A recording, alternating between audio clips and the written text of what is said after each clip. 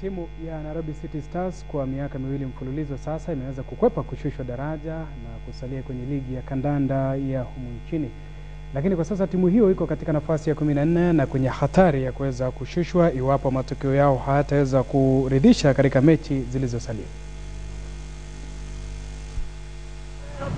Kwa muda sasa jedwali la timu tano hafifu limekuwa nyumbani kwa timu ya City Stars ambayo kwa misimu miwili iliyopita imekuwa ikikwepa kushushwa daraja. Msimu huu mambo sio tofauti, kwani wapo pahala pale pamoja na vilabu vya Oserian na Rangers ambao kesho alasiri watachuana na Gor Mahia.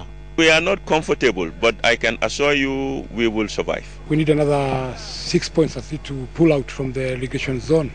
Timu hiyo imekuwa ikidhibiti mechi, lakini timu yapo safu ya ushambulizi wao ukosa kuliona lango, swala ambalo wasimamizi wa timu hiyo wanatilia maanani, na msimu ujao watasajili washambulizi wapya kando na kutema wachezaji kadhaa. Miongoni mwa wale ambao huenda wakakosa kurejea msimu ujao ni mchezaji mkongwe Francis Dairu ambaye anapangiwa kujiunga na dawati la kiufundi. Hii timu wananiambia kama mimi naijua kutoka mwanzo.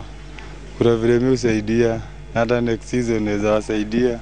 Tumekuwa tukifanya scouting kidogo nationwide. Kuna vijana kama 2 au 3 nimeona kwa timu za nationwide, and hopefully if we survive, which I know will, tutakuwa na vijana wapya next year.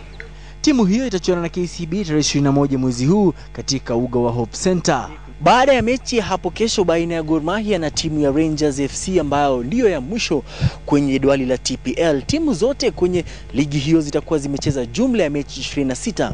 Na kwa timu ya City Stars ambao wapo katika nafasi ya 14 watakuwa wakinuia kukwepa kushushwa daraja kwa mara nyingine tena. Victor Ugale, KTN, katika uwanja wa Hope Center, Kawangware, Nairobi.